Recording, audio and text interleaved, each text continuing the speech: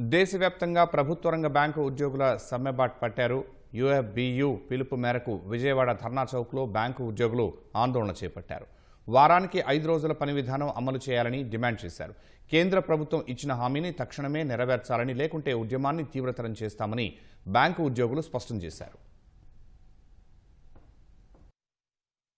ప్రపంచవ్యాప్తంగా అన్ని చోట్ల ఇంప్లిమెంట్ చేస్తున్న 5 days వర్క్ వీక్, 5 రోజుల పని దినాలు అనేటటువంటిది ఇండియాలో కూడా బ్యాంకింగ్ సెక్టార్లో కూడా ఇంప్లిమెంట్ చేయాలనేటటువంటిది మా డిమాండ్.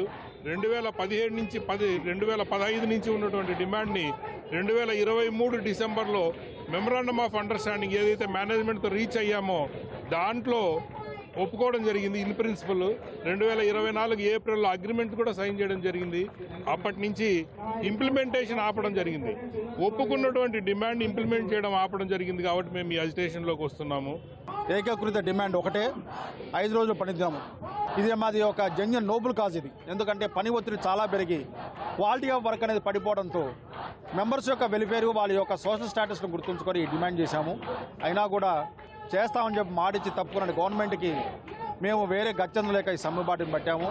రానున్న రోజుల్లో ఇంకా విస్తృతం చేసి దీని యొక్క మా డిమాండ్ని మేము నెరవేర్చుకుంటామని తెలియజేసుకుంటున్నాము. Thank you.